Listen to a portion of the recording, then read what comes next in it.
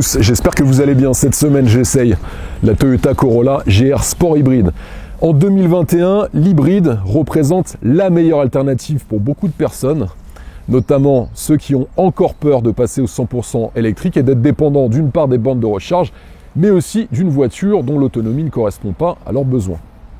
Dans cette vidéo, je vais vous présenter ses caractéristiques extérieures, intérieures et enfin, je vous donnerai mon avis sur son comportement routier. Sur YouTube, n'oubliez pas de vous abonner et d'activer la cloche de notification. Pareil sur notre compte Instagram, Le Vendeur Automobile, on y diffuse du contenu exclusif. Un petit peu d'histoire sur cette Toyota Corolla. Il faut savoir qu'elle est produite depuis 1966 par le constructeur japonais Toyota, qui représente le cœur de gamme, et qu'elle est distribuée et vendue sur tous les continents, à travers plus de 150 pays dans le monde. Celle que je vous présente aujourd'hui, elle est commercialisée depuis 2018, c'est la 12e génération de la Toyota Corolla. Le mot Corolla, il avait été abandonné par le constructeur japonais entre 2004 et 2018 au profit du nom Auris. Ils sont revenus à leurs origines. Elle est proposée en berline, comme celle que je vous présente, et aussi en version break, la Touring Sport. Elle repose sur la plateforme modulaire TNGA, la Toyota New Global Architecture, et c'est la première hybride à proposer deux motorisations, une de 122 chevaux et une de 184 chevaux. Point très important qu'il fallait que je partage avec vous, la Toyota Corolla, c'est la voiture la plus vendue dans le monde. À travers ces 12 générations, elle s'est vendue à 49,5 millions d'unités à travers le globe, c'est juste énorme. Rien que sur 2020, 1,13 million de Toyota Corolla ont été vendus à travers le monde, malgré une baisse de quasi 9% des ventes pour le constructeur à cause de la crise du coronavirus. Pour souffler sa 55e bougie sur 2021, elle va dépasser le cap mythique des 50 millions de voitures vendues. Vous allez vite comprendre dans la vidéo pourquoi il s'en vend autant à travers le monde. Sur l'extérieur, commençons par la face avant. Premier élément à noter, on a un capteur en haut du pare-brise qui permet d'avoir des feux de route automatiques pour ne pas éblouir les gens qui viennent en face de vous. On est sur des projecteurs full LED sur la Corolla GR Sport avec une signature lumineuse bi-LED qui s'étend de la partie latérale jusqu'au milieu de la calandre avec l'entourage du logo qui est en noir brillant. On a une calandre qui est assez proéminente avec une énorme entrée d'air qui comprend les feux anti-brouillard, et tout en bas, la lame de bas de bouclier peut être en noir brillant, en rouge ou sinon en chrome, comme sur notre modèle d'essai, selon la finition que vous allez choisir. Deux séries sur la Corolla GR. Vous aurez des jantes de 18 pouces bicolores avec un système de freinage comprenant des disques ventilés de 282 mm sur l'avant, 274 mm sur l'arrière. Également, on a cette teinte de carrosserie Biton, blanche et noire, qui comprend les coques de rétroviseur en noir brillant. Vous pouvez aussi les avoir si vous choisissez d'autres finitions en couleur carrosserie ou sinon en rouge. Et aussi le toit complètement noir avec l'encerclement des fenêtres en noir. Également le vitrage Privacy qui comprend en fait la lunette arrière ainsi que les vitres arrière qui sont surteintées pour protéger les passagers arrière des regards indiscrets et aussi éviter le réchauffement dans l'habitacle. Sachez que vous avez également des jupes latérales qui sont spécifiques en noir brillant, un réservoir de 43 litres, et des lignes, je trouve, assez agressives sur cette voiture, qui lui vont très bien. On a une petite motorisation hybride de 122 chevaux, mais un look de sportif. Un béquet qui finit parfaitement la ligne du véhicule, qui intègre un troisième feu stop, une lunette arrière qui est assez galbée, d'ailleurs tout comme le haillon du véhicule, surtout lorsqu'on regarde le véhicule de côté. Des feux arrière qui sont à LED, qui reprennent le design des feux avant, avec une ligne qui rejoint les deux blocs optiques, qui peut être en chrome, en noir et aussi en rouge. Décidément, on peut personnaliser cette Toyota Corolla. Vous l'aurez peut-être remarqué, on a le sigle GR Sport. Alors, on n'a pas la même puissance que sur la Yaris GR que je vous avais présentée il y a quelques mois, je tiens à le préciser tout de même. Des réflecteurs qui sont positionnés à l'extérieur du bouclier, un diffuseur en noir brillant avec le bas du diffuseur qui est en aluminium et de fausses sorties d'échappement de part et d'autre du bouclier arrière. Décidément, en 2021, c'est à la mode, les fausses sorties d'échappement. Dans le coffre, dans cette configuration, vous aurez 361 litres sur la version 122 chevaux et 1024 litres si vous baissez la banquette arrière qui est rabattable. Sous le plancher du coffre, rien de particulier à vous préciser si ce n'est la présence d'un crochet de remorquage et d'un kit anti-crevaison et une fermeture du haillon qui est manuelle et non pas automatique. Au niveau de ses dimensions, une longueur de 4,37 m, une largeur de 1,79 m au rétroviseur pour une hauteur de 1,43 m. Et sur son poids, 1,3 tonne sur la balance qui est assez contenu. Sous le capot, un moteur essence de 4 cylindres qui est aidé par un moteur électrique synchrone à aimant permanent qui lui développe 72 chevaux avec une puissance combinée de 122 chevaux pour 230 Nm de couple.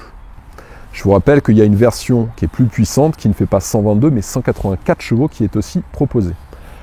Sur cette version 122 chevaux, les performances sont plutôt correctes. 0 à 100 km/h en 10 secondes 9. Une vitesse max de 180 km/h qui est bridée. On a une transmission aux roues avant avec une boîte de vitesse ECVT. ECVT, ça signifie épicycloïdale à variation continue, qui n'est pas une boîte CVT standard, je tiens à vous le préciser. L'avantage de la boîte ECVT, c'est que c'est une mécanique très simple avec une fiabilité record. Ses inconvénients, c'est qu'il n'y a pas de mode séquentiel et que les hauts régimes sont assez bruyants. Mais encore une fois, on n'est pas sur une voiture qui a une vocation sportive, elle s'appréciera à un rythme plutôt coulé. Sur sa consommation, moi j'ai constaté sur mes 400 km d'essai une consommation moyenne de 5,1 litres avec une conduite tout à fait normale. D'ailleurs dans mes essais, je tiens à vous le préciser, je n'adopte jamais une éco-conduite. Ça c'est important. Mais rassurez-vous, et ça c'est un point super important sur la Toyota Corolla hybride, c'est que l'entretien coûte beaucoup moins cher que sur une voiture thermique traditionnelle. Il faut savoir que la combinaison du moteur thermique et du moteur électrique permet de réduire l'usure et d'allonger la durée de vie de beaucoup de pièces comme le démarreur, l'alternateur ou même les freins, car il y a ce système de récupération d'énergie au freinage. De plus, l'absence de boîte de vitesse automatique et d'embrayage permet de réduire significativement les coûts d'entretien, très logiquement, du véhicule. 2,64 m d'empattement. On est assez bien accueilli sur les places arrière, je dois vous avouer, je ne m'attendais pas à avoir autant de place dans cette Corolla. Déjà au niveau de la garde au toit est très bonne. Moi malgré ma taille, je vous le rappelle, 1,88 m, je ne touche pas le ciel de toit et je le frôle même pas. Ça c'est une bonne chose pour les personnes plus d'1,85 m. Alors au niveau des genoux, on a de la place. Moi je trouve ce qui est dommage dans cette voiture, c'est l'espace visuel que prennent les sièges avant, avec en fait le flanc des sièges qui remonte jusqu'à mi-hauteur sur les appuis-têtes, puisque les appuis-têtes sont intégrés dans les sièges, sur les sièges avant. Alors ça c'est un peu dommage, d'autant plus que sur la version que j'essaye aujourd'hui, il n'y a pas de toit ouvrant panoramique, ça c'est une option à 1000 €, et on a un ciel de toit qui est anthracite. Donc c'est vrai qu'on a une sensation d'espace contraint qui est purement visuelle, puisque la voiture est assez accueillante à l'arrière. Une assise bonne pour les passages arrière avec une sellerie tissu avec du simili-cuir, un accoudoir central avec 2 portes-gobelets, une banquette arrière rabattable, je vous l'ai précisé, en 60-40. Des finitions et des assemblages qui sont plutôt bons, comme à chaque fois d'ailleurs chez Toyota. En option pour 100 €, vous pouvez avoir des supports pour tablettes numériques, ça c'est pratique pour les enfants. Et enfin sur les contreportes, on retrouve quelques plastiques durs sur le bas de la contreporte, du simili-cuir et également du plastique dur sur le haut de la contreporte. Rien de spécial à noter, si ce n'est la présence d'un porte-gobelet juste ici. Sur les contreportes à l'avant, là, on voit encore du simili-cuir et la présence, cette fois-ci, de surpiqûres contrastées de couleur rouge, des inserts décoratifs en noir brillant avec de l'aluminium, la présence des enceintes du système audio qui est de série à 6 haut-parleurs, mais là sur notre modèle d'essai, vous pouvez en option avoir le pack techno avec le système audio JBL Premium à 8 haut-parleurs. Sachez que le pack techno n'est plus disponible au catalogue sur cette finition. Les seuils de porte, ils sont badgés GR, les sièges sont à réglage manuel avec ici le réglage des lombaires qui est électrique. Les sièges sont assez imposants, ils sont typés sport, comme je vous le précisais sur la partie arrière, avec les appuis-têtes intégrés. Alors, ils sont typés sport, mais sont très confortables.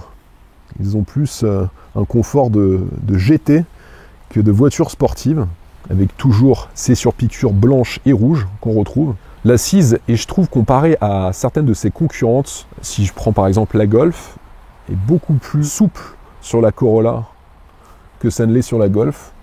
Et je pense que sur les trajets au long cours, la Corolla marque le pas. Sur la gauche du volant, juste ici, on a les feux de route automatiques plus la possibilité de désactiver l'ESP. Le volant, il est assez réussi, il est en cuir perforé avec l'intérieur de la jante du volant qui comprend des surpiqûres rouges. On a aussi des inserts satinés. Sur la gauche, vous pourrez régler le volume de votre système audio, répondre à vos appels téléphoniques, naviguer dans votre écran d'instrumentation et aussi activer la commande vocale avec ce bouton. Sur la droite, vous pourrez régler vos playlists, le régulateur de vitesse adaptatif qui est 2 séries sur toute la gamme Corolla. Il faut savoir qu'il détecte la présence et la vitesse du véhicule qui vous précède et s'adapte en fonction de lui pour rester à la distance de sécurité nécessaire. Pas de palette sur la version 122 chevaux que j'essaye aujourd'hui. Vous aurez par contre des palettes au volant sur les motorisations de 184 chevaux. On a un affichage tête haute grâce au pack Techno, qui je le rappelle n'est plus disponible au catalogue sur cette finition. Écran d'instrumentation TFT de 7 pouces qui est 2 séries. En couleur, il est possible de le personnaliser selon différents affichages, comme je vous le montre en insert. Grâce au pack Techno, cet écran, il est avec un effet 3D et il offre beaucoup plus d'informations que l'écran classique. Il y a beaucoup d'aide à la conduite dans la Corolla. Déjà de série sur cette GR Sport, vous aurez la lecture des panneaux de signalisation qui vous aidera à ne pas dépasser les limitations de vitesse. Et le régulateur de vitesse adaptatif vous aidera à maintenir une distance de sécurité avec la voiture qui vous précède. Et il y a aussi l'avertisseur de franchissement de ligne avec l'aide au maintien dans la voie. Le volant, en résumé, est très fonctionnel, je trouve. Les commandes tombent très bien sous la main et surtout la lisibilité de l'écran d'instrumentation est parfaite. On y trouve toutes les informations assez facilement et surtout, contrairement à certaines de ses concurrentes où il est compliqué de naviguer au sein du système d'instrumentation, là c'est vraiment très simple grâce à cette commande. On s'y fait en quelques minutes. Très bon point. Un tableau de bord en plastique dur avec des inserts en alu brossé en noir laqué que vous pourrez voir juste ici. On a une planche de bord qui est assez large avec ses surpiqûres contrastées grises.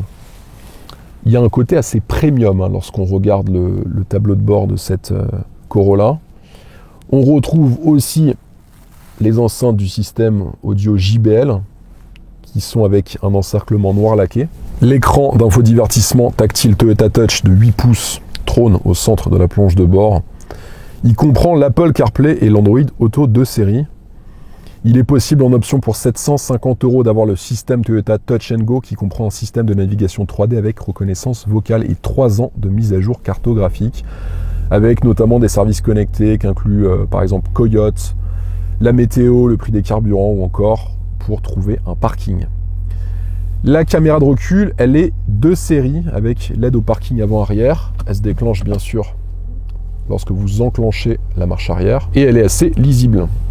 L'écran d'infodivertissement, il est entouré de boutons de navigation, de volume et de tuner pour la radio. Bon, ça c'était pas vraiment nécessaire, surtout que l'écran est tactile et il fonctionne assez bien. Sous l'écran d'infodivertissement, les bus d'aération, juste ici, et l'ensemble des commandes pour régler le chauffage et la climatisation de votre véhicule. On est sur une climatisation automatique Bizone qui est de série d'ailleurs. Sous les commandes de réglage du chauffage et de la climatisation, on retrouve les commandes d'activation du chauffage des sièges avant, les sièges arrière n'étant pas chauffants. Et puis juste ici, vous pourrez recharger par induction votre smartphone. Levier de vitesse avec un soufflet en simili-cuir, des surpiqûres rouges, encore une fois. Les commandes de sélection des modes de conduite avec le mode 100% électrique qui est activable avec le bouton EV Mode. Frein de parking électrique, on a l'auto-hold qui vous permet de ne pas avoir à appuyer sur votre frein lorsque vous êtes à un feu rouge, par exemple, très pratique en ville. 2 porte-gobelets et un accoudoir central qui n'est pas très large, avec à l'intérieur une prise USB et une prise 12 volts.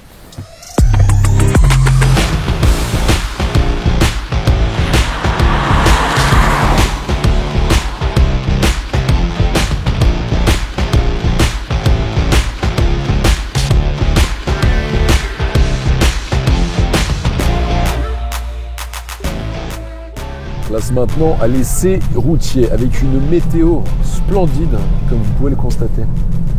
La première chose dont je souhaitais vous parler, c'est la tenue de route de cette Toyota Corolla. Au niveau des suspensions, on a des suspensions de type McPherson sur l'avant, bon c'est un schéma qui est bien connu. Et puis sur l'arrière, on a des suspensions à double triangulation. Sur l'amortissement et la suspension, la voiture, je l'ai trouvée très confortable. Elle absorbe très bien les aspérités de la chaussée. Dès qu'on hausse le rythme, on a des très bons retours au niveau de la direction, même si la direction est plus axée confort que sport. Ce qui est intéressant, c'est que aussi bien pour les passagers à l'avant qu'à l'arrière du véhicule, on a un confort qui est assez significatif. Si je la compare encore une fois à la référence de la catégorie des compacts, j'ai nommé la Volkswagen Golf, la dernière génération, la 8 que j'avais essayé. Moi, j'avais été assez critique sur la suspension et l'amortissement. Là, la Toyota Corolla, elle fait quasi un sans faute. Également, à noter, le centre de gravité, il est positionné très bas dans cette Corolla, avec un châssis qui a été rigidifié à plus de 60%. Donc la voiture, elle est maniable, elle est très stable et elle est surtout très bien équilibrée. Même lorsqu'on hausse le rythme, on se rend compte que l'agilité, elle perdure. On n'est encore une fois pas sur une voiture à vocation sportive, je tiens à le préciser, mais sur un rythme dynamique. Elle vous étonnera par ses capacités. Grâce au Toyota Safety Sense, le constructeur japonais a mis un point d'honneur à améliorer de manière très importante la sécurité pour les occupants de cette Toyota Corolla. Alors déjà, vous avez le régulateur de vitesse adaptatif intelligent qui vous apportera bien sûr du confort, mais beaucoup de sécurité lorsque vous roulez sur voie rapide, en détectant les véhicules qui décélèrent de manière violente devant vous et surtout en vous permettant d'adopter la vitesse parfaite dans le flux de circulation dans lequel vous vous trouvez. On a aussi l'avertisseur d'angle mort et de détection arrière avec freinage d'urgence. Il y a l'alerte de franchissement de ligne et il y a aussi l'assistant de trajectoire qui va détecter le marquage au sol et ainsi vous permettre de vous positionner au milieu de votre file. Alors, toutes ces aides à la conduite, tous ces éléments de sécurité participent à une chose qui est primordiale selon moi en 2021 sur les voitures, c'est une sécurité qui est exacerbée sur cette voiture, puisque on se sent très rapidement en sécurité lorsqu'on roule cette nouvelle Toyota Corolla. Et je pense que dans cette catégorie, au-delà des performances, qui ne sont pas nécessairement le premier élément que recherchent les acheteurs de ce type de voiture, on a un sentiment de sécurité qui est omniprésent, que ce soit en centre-ville, mais aussi sur voie rapide. Et je trouve ça très agréable pour une voiture compacte à ce prix-là, de sentir que l'évolution dans le trafic se fait en toute sécurité. Il y a 5 modes de conduite qui sont proposés dans cette Corolla. Alors les modes de conduite sur ce type de motorisation marquent une légère différence entre le mode standard, c'est-à-dire le mode normal sur la Corolla, et puis les autres modes qui sont proposés. Alors on a le mode normal, le mode sport, le mode éco, le mode 100% électrique que vous activerez non pas avec le sélecteur de mode de conduite, mais avec ce bouton qui est situé juste à droite, le bouton EV. Là, vous pourrez rouler en 100% électrique sur de très petites distances, mais dès que vous allez dépasser une certaine vitesse, le moteur thermique prendra le relais. Alors, ces modes de conduite, il y a une légère différence, ça va jouer surtout sur la consommation lorsque vous activerez le mode éco.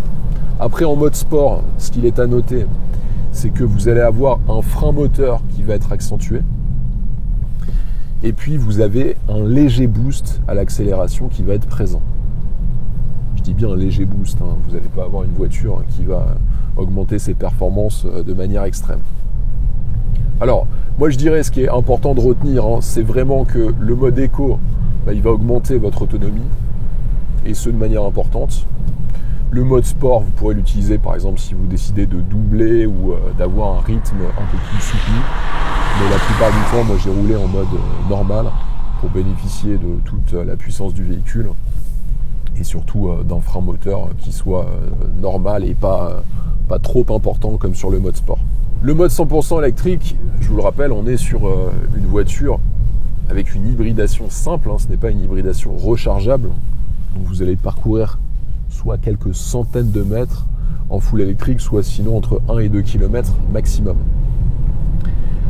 sur ses performances. Alors les performances de la version 122 chevaux sont correctes, mais pas sportives. Si par exemple, je vous fais une petite démonstration en mode sport du 0 à 100, la voiture elle est donnée en un peu plus de 10 secondes. On ne fait pas non plus des miracles. Donc là je suis en mode B et je vais accélérer à fond.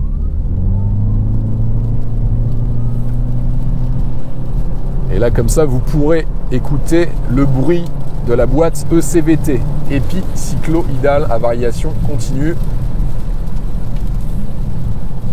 On atteint facilement les 100 km/h, un peu plus de 10 secondes. La voiture n'est pas sportive, mais je vous l'ai précisé tout à l'heure, c'est pas ce qu'on lui demande. Mais pour une personne qui souhaite avoir une voiture confortable, avec une bonne tenue de route, beaucoup d'équipements de sécurité, et puis une consommation assez contenue, la version 122 chevaux est assez adaptée, je trouve. Les reprises à basse vitesse sont correctes. C'est vraiment au-delà de 80-100 km/h qu'effectivement la différence entre la 122 et 184 chevaux va se faire ressentir sur sa transmission ECVT, donc épicycloïdale à variation continue. Le mot est assez compliqué, je dois vous l'avouer. Alors ce qu'il faut retenir, c'est que c'est le même fonctionnement que sur un scooter, c'est-à-dire que cette transmission peut faire varier sa démultiplication en continu comme si elle disposait d'une infinité de rapports. Donc lorsqu'on accélère, en fait, on n'a pas cette sensation de passage de rapport comme sur une boîte automatique traditionnelle. La contrepartie, c'est que lorsque vous accélérez à pleine charge, on a une sensation déjà de patinage de la boîte de vitesse, alors que ce n'est pas du tout le cas. Et puis, il est vrai, cette transmission fait un petit peu de bruit par rapport à une boîte automatique traditionnelle. Mais le gros avantage, c'est qu'il n'y a pas d'à-coup de passage de rapport, comme sur une boîte automatique standard. Et ça, lorsqu'on évolue en centre-ville, c'est juste super agréable. Donc, la transmission parfaite, elle n'existe pas, mais ça, je vous apprends rien. Par contre, je trouve que avec la philosophie de la voiture et sa puissance, la boîte ECVT, elle est parfaitement adaptée. Je vous dirais pas du tout la même chose si la voiture avait par exemple 300 ou 350 chevaux, parce que là, pour le coup, on aurait cette sensation de patinage qui serait trop omniprésente selon moi. Par contre, sur une voiture de 122 ou 184 chevaux, je trouve que c'est adapté. Alors, c'est vrai que sur les premiers mètres, lorsqu'on accélère fort, on est un peu étonné de la réaction et puis de ce bruit. Mais à l'utilisation, c'est super agréable et puis ça bénéficie à ce confort qui est relativement important sur cette voiture. Encore une fois, Toyota marque le pas par rapport à ses concurrentes avec cette technologie qu'ils ont, selon moi, très bien choisi par rapport à la philosophie de la voiture. Et puis, dernier point, et non des moindres, c'est le coût d'entretien de ce type de transmission qui est extrêmement faible, puisque vous n'avez pas d'engrenage, vous n'avez pas d'embrayage sur cette transmission. Et donc, du coup, l'entretien d'une voiture hybride de surcroît qui est équipée d'une technologie ECVT est extrêmement faible. Une bonne autonomie, une consommation faible, beaucoup de sécurité, beaucoup de confort, un prix très contenu, surtout sur l'occasion. Et si la voiture du peuple, c'était elle ? Posez-vous la question. Mais en tout cas, la question, elle se vaut d'être posée.